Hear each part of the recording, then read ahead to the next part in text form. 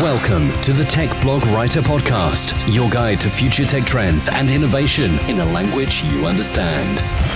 Now, over to your host, Neil Hughes. Welcome back to another episode of the Tech Blog Writer Podcast. Good news, gang! My ear infection seems to have gone, touch wood. I must be honest though, I've not gone deep sea diving to give my pesky ear a good test, but as long as I can listen to a podcast during a run, record a podcast, and enjoy the sights and sounds of the World Cup, then I'm a happy man. Now, as you know, this is a tech podcast, and I try to feature as many voices from all over the world, because I think that's my responsibility, and I take that very seriously. But I'm quite conscious that many startups seem to come from the Bay Area and Silicon Valley. But life is not as black and white as that. And my recent travels in the US have shown me that areas such as Nashville and Denver are thriving at the moment. And equally, my podcast interviews are highlighting how Indianapolis and Chicago have thriving startup scenes too. However, today, I want to focus on Phoenix, Arizona, and how tech is making people look at the state as much, much more than just old Western movies and the Grand Canyon. For example, Chris Camacho, President and CEO of the Greater Phoenix Economic Council, which is GPEC, has led the attraction of more than 280 companies, creating over 47,000 jobs and $4.4 billion in capital investment. I mean, how phenomenal is that? And some of the most notable projects include Apple, Silicon Valley Bank, Zenefits, GoDaddy, Yelp, Amazon, Garmin, General Motors, and so many others. And that's what put GPEC on my radar. Because they're also helping the area embrace technology in areas such as driverless vehicles, cybersecurity, blockchain, wearables, and Industry 4.0.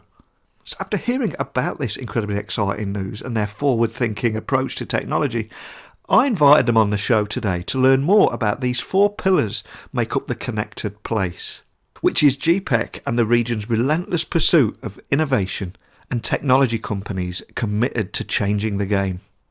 So buckle up and hold on tight as I beam your ears all the way to Phoenix, Arizona, so we can speak with Chris Camacho, President and CEO of Greater Phoenix Economic Council, so we can find out more about how tech is transforming the fortunes of the area and how the number of tech workers in the Greater Phoenix area as a percentage of its population has increased by 28% in the last 5 years, far outpacing growth in markets such as San Francisco and New York.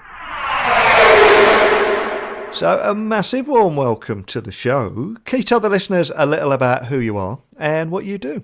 Great. My name is Chris Camacho. I'm the President and CEO of Greater Phoenix Economic Council, and our organization drives the strategy on the economy for the entire Metro Phoenix region, which is about 4.5 million people, and one of the fastest growing markets in the United States. And as many may or may not know, that the city of Phoenix itself is the 5th largest city in the U.S.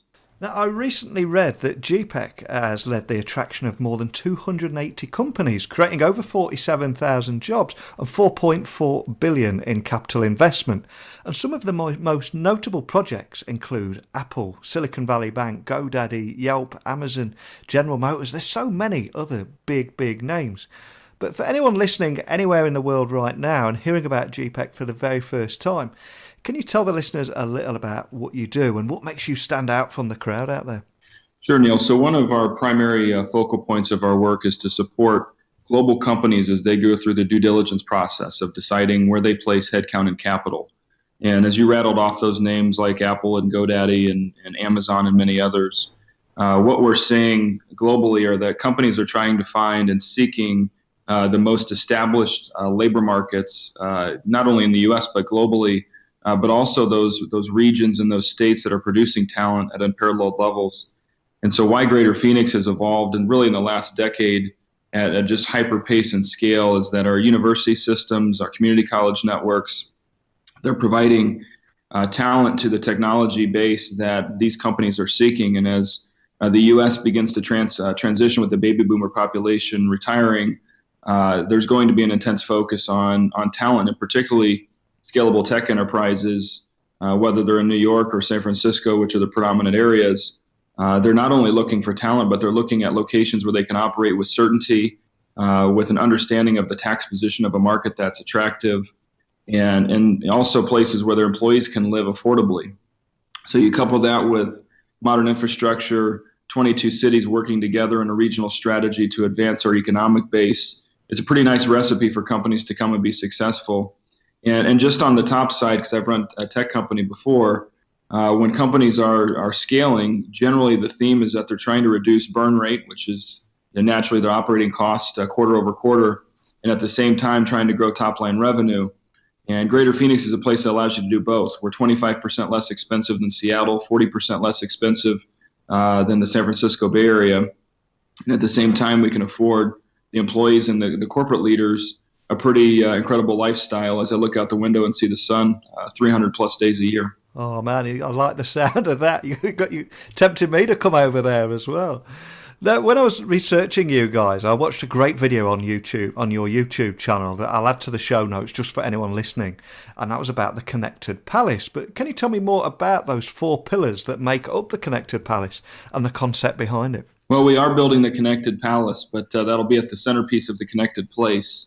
And the Connected Place is really a machination of our Marcom leader, Colleen Schwab, and our team looking at how do we define and really redesign the history, which has been largely anchored in Greater Phoenix. At least the economic history has been tied from aerospace and defense, microelectronics, and healthcare to what we're seeing, just rapid change in technology behavior, which is largely focused on AI, certainly automation, technology, infrastructure like blockchain, cybersecurity, autonomous vehicles. As everything is shifting to digital and cloud, we are at the precipice of that change. And so we're shifting our market's understanding of legacy industry, and then ultimately how we put strategy and infrastructure and investment in place that enables these companies to flourish. And that's, again, related to, we announced 2 weeks ago in the city of Mesa, a blockchain institute with the community college.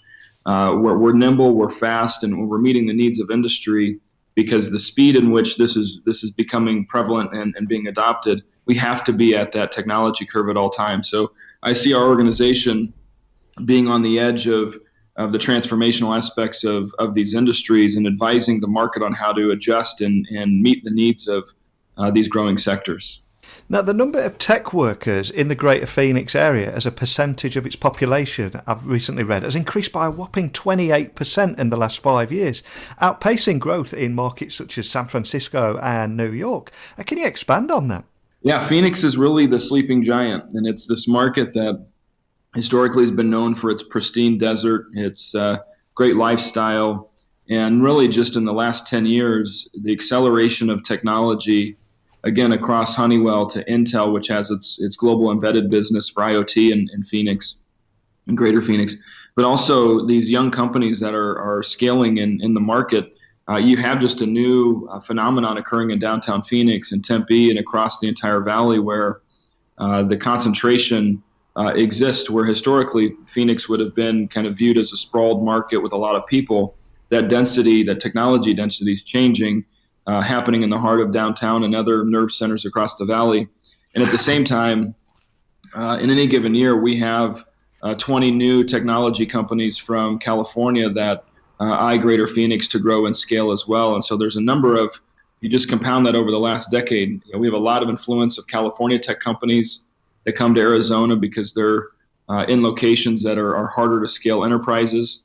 And there's no end in sight in a lot of these higher tax, higher cost markets. And at the same, from the same token, we get a lot of the East Coast companies that want to service their consumer bases in Southern California. They come out and evaluate Phoenix as a beachhead. And the same thing's happening on the international front as well. So you have this kind of trifecta of locally grown companies and scaling companies, California companies, but then also international firms that are shifting to the market. Kadelsky Security, one of the leading global security companies in the world, announced their global headquarters from Switzerland being shifted to Greater Phoenix just the past year. So just a lot of momentum on our technology scene, largely fueled by the companies, but also fueled by ASU, Grand Canyon University, University of Phoenix, and all of our partners on the university front that are meeting the demand of the labor pool needs of the companies. So what is it, do you think, that is your secret to attracting top tech talent to Phoenix? I think in this day and age, it's so different than when I started doing this 15 years ago, where we would so much focus at the state level on taxes, on the regulatory environment, on policy, inducements, and so forth. But really on the technology side, it's about building world-class centers around arts and culture and livability. And it's so much greater to have strong research universities. So I'll give you two examples today. Arizona State University's engineering school is the largest in the United States. So we're producing engineers at unparalleled levels, coupled with the downtown biomedical campus, which is a partnership with the University of Arizona and Arizona State University with industry, where we have some of the most advanced genomics capabilities in the United States as well, coupled with our neuroscience assets at Barrows. And so as you round out what makes a market attractive, it's the stickiness. It's the ability for companies to either move to a market or grow in a market, access resources, and really provide their employees an affordable cost of living. And I can tell you, as we've spent a lot of time in Seattle more recently, but then also the Bay Area, you're talking what an employee in a tech field, so say a software engineer in California, shifting to Phoenix, what they can afford to buy and the lifestyle that they can create for themselves, it's vastly different. And so I think this is a new phenomenon as you see across the country. No longer will you see companies continue to scale in these top-tier, top-cost markets or high-cost markets. They're going to shed earlier in that process a significant number of jobs to alternative locations like Phoenix, Atlanta, Dallas, and other locations that provide scalable labor pools, but also an attractive quality of life. So there's a lot there, obviously, but I do think affordability has become more of an attractive option for these companies. I recently watched a clip of Bill Gates on the Letterman show from way back in 1995. And at the time, Bill Gates was talking about the internet and how it would transform our lives. And everyone in the audience laughed, and David Letterman laughed. Everyone just seemed to mock Bill Gates and his vision of the future. And in many ways, I think I get the same reaction when I tell people how blockchain, cryptos, or AI are going to transform our world in exactly the same way. So I've got to ask, how do you see technology transforming almost every aspect of our lifestyle and indeed business in the near future? Yeah, that's a great observation. And looking at the technology pioneers, Bill Gates and many others, looked at today's environment where everything's becoming digital. And I've had the pleasure of attending and participating in the Singularity University events in the Bay Area, talking about the rapid change of technology adoption, just exponential growth curves of technology change. And so what I view our job to be, not just including recruiting companies from around the world to Greater Phoenix, but it's also educating a market as to those trends. And so some specifics on the blockchain side that we're already seeing begin to rapidly change the environment, the technology landscape, and even disrupt financial services in terms of fintech. I'll give you an example. Just I guess it was a few months ago now. Seems like yesterday, but it was a few months ago. We passed one of the most aggressive fintech regulatory sandboxes in the state of Arizona, that allows companies from all over the world to come and test and validate consumer products in the financial services field. So it could be everything from how you go through the title process for a home transfer to the way that banks allow interface and security, but also interface with your accounts. All of this is going to change so dramatically, so quickly. And it's hard for a consumer, which in this day and age is so fearful of change and so fearful of their information being taken. Blockchain is going to provide an extra intense level of security that, again, makes the world much more paperless, streamlines processes, takes out a lot of the third party kind of arbitration role. And we're confident it's going to revolutionize, much like the internet did back in the 90s, revolutionize just about every sector we see. So a large part of our role now, again, beyond recruiting companies and building brands and focusing on the competitiveness aspect of a region, our job is to educate the market on trends in e-commerce, trends in advanced manufacturing, which are becoming much more inherently robotics-driven, AI-driven, and the workforce is going to have to adopt and change. And so no longer can we just continue to teach in the 2- and 4-year education system as we have in the past. I think the future is going to be much more nimble, short-term, for credit and non-credit certification programs in AI and blockchain and coding, even crypto, which we're uncovering. There's a pretty significant number of crypto companies in Greater Phoenix, and as you see more ICOs and decisions coming from the SEC, we see that these emerging sectors are becoming much more centered. And so it's going to be exciting to see the nexus of blockchain and crypto and AI and how that revolutionizes every sector. And we're at the heart of that change, and hence why we launched the Connected Place a few years ago, was not only to tell our story in Greater Phoenix with our rich history in microelectronics, but more importantly, educate a market and pull a market forward of mayors, of city managers, of economic development professionals and citizens, such that they understand these changes and then how we benefit from them over time with an augmented technology-enriched system that we can deploy and drive smarter use of people. And that's really what we're about. I'm glad you mentioned people being fearful of change now, because we are in a world of constant change, and yet many still try and cling to that old way of doing things. So a question I've got to ask, is how do you motivate everyone around you with that relentless pursuit of innovation, and also get those tech companies on board that which is committed to changing the game? Yeah, it's interesting. Neil, we talk with our local companies and in the public sector, and kind of the general, there's a fear factor about automation and if you look at previous industrial revolutions that have occurred, and there was such fear of the agricultural base moving to a much more technology enriched process, or the standard manufacturing practices moving to scaled automation in the last technology revolution. The future today it's the more challenging aspect. It's much more digital. It's much more virtual. But the change is happening, and I think we have to educate more so the education system and work with the education system on these technology changes so that we are aligning around a system of augmentation as opposed to replacement. And that's what I believe is going to happen is the market's going to determine how technology is adopted, and we as the market need to be nimble enough to adjust to these changes. And again, whether it's the way we buy goods, which is predominantly shifting to online purchases as opposed to retail stores.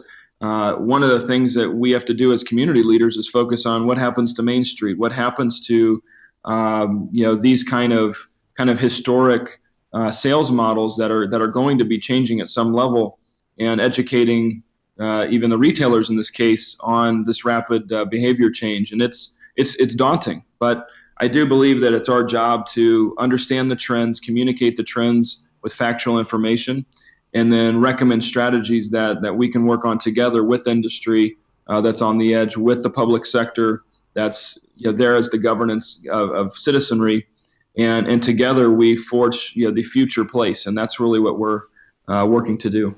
So what would you say are the biggest challenges and equally opportunities that you're facing at the moment? Well, the biggest challenges in Greater Phoenix, and it does align with technology conversation, is how do we manage this massive growth that we have? So we're 4.5 million people today. We're going to be 6.5 million people in the region in the next 20 years. So it's one of these markets that has explosive growth, approximately 100,000 people each year. So what does that impact have on society? Recognizing these changes that are ahead, we're going to have to continue to assess how we utilize water very efficiently. We're obviously in the desert. This is nothing new to us. We've been focused on water as a scarcity management resource since our inception. But how do you balance a growing market from a balance of jobs and where they land? If you look across the United States, you see the beginning stages of pretty serious inequities occurring across major markets. And fortunately for us, we're a young market. We're really from an industrial era, about 40 years old. And so we still have the opportunity to shape our future, and that's looking at transportation and mobility and equity across how people get to work. The types of jobs we're working to grow and recruit is part of this strategy. And really, how do we connect our citizens to future pathways of work? I think that's just as important, that we are focused on not just recruiting the next unicorn out of the Bay Area, but how are we building a ground-up system that helps all citizens access quality jobs so we all move across the continuum together. So immense challenges, as most major markets have, but at the same time, on the opportunity front, Governor Ducey, our current governor, has set a very intentional tone on how our state is going to get out of the way of government being in the way of innovation. So government will not impede innovation. We're actually going to enable, support innovation. And he's, with a true testament, focused on autonomous vehicles, financial services technologies, and many others that are really changing year over year, changing the economic disposition of Greater Phoenix. And you have a spirit of cooperation across these cities, these 22 cities and Maricopa County, that I have the luxury of meeting with them monthly. And we talk about the core issues that are going to drive economic success, technology success, and so different from, say, the California and Seattle markets, which are focused on imposing new head taxes for scalable enterprises. It's just another kind of decision at the local level where they're targeting these companies and knowing that they can extract additional taxes from them. Our focus is just the opposite. How do we grow the pie more significantly that it benefits everyone, and embracing these companies and partnering with these companies, co-invest in their training and labor needs. So it's just a different approach that we're taking really to align with industry and grow our economic base in that way. So just incredible opportunities for us in the future. Well, speaking of those opportunities and those future pathways that you mentioned there, at the Great Phoenix Economic Council, what is next for you guys? What particularly excites you about the future? Well, I think in the near term, what's exciting is really the transformation of technology that's occurring. And I do expect over 20 years, when people are sitting at a cafe in Boston and they're going to reflect and say, have you heard what's going on in Phoenix? Not only are they launching exciting new enterprises that are disrupting the world, but we're also doing it at scale. And so I do think that's one aspect we're going to continue to row forward to. But the other is the international aspect of the region. So again, being a young market, a growth market, we're next door to the top 5 economy in the world with California, 2 different trajectories when it comes to policy. But our goal is that really Phoenix gets put on the map globally as a destination for investment, business growth, a very favorable way of doing business, and truly a partner to global enterprises. And we're obviously in an era at this juncture in mid-June, a lot of uncertainty with NAFTA and the NAFTA policy, with Canada, with Mexico, and we have to find a way to modernize these trade policies that don't harm our existing businesses and actually spur additional trade. We do $16 billion worth of trade with Mexico. They've been a preeminent partner for a lot of years. Geopolitically, it's in our favor to continue this binational alignment to continue to pull everyone up on both sides of the border and cooperate on economic progress. And so with that said, I would expect that we continue to globalize our market. We do advance. We'll become the 4th largest city in the United States over the next 10 years, right behind Chicago, New York, and LA. And I expect over the next 2 decades that Greater Phoenix is recognized as a top U.S. market for innovation, trade, exports, and is an interesting place where people want to come, not just for tourism in the Grand Canyon, but also it's a default place where people want to move their tech companies or start their tech companies, because it's a very attractive place to do business. So much of what you've said today is going to inspire a lot of people and resonate with a lot of people, particularly in the tech industry. So if there is anybody listening that wants to find out more information on what you're doing and what you're trying to achieve, or you are achieving at the moment, can you just remind the listeners of where they can find you online and contact your team if they've got any questions or just want to continue the conversation that we started today? Yeah, if any of the listeners want to jump online and go to www.gpec.org, you can find a wealth of information on due diligence, on data sciences, on analytics of the market. And then if you want to call us directly, 602-256-7700. We've got a team of 30 people that are ready and willing to help any company from anywhere in the world go through that due diligence process and ultimately invest in Greater Phoenix. I can't thank you enough for coming on today. It's so refreshing to hear your look at technology and how you're all embracing it and the opportunities you're creating on the back of that. So I thank you for coming on, sharing your story, and most importantly, of course, for putting Phoenix on the map today. So a big thank you. Thank you very much, Neil. I appreciate the opportunity. There are so many great takeaways from today's episode, and how Greater Phoenix Economic Council, GPEC, is actively working to attract and grow quality businesses and advocate for the competitiveness of that Greater Phoenix area.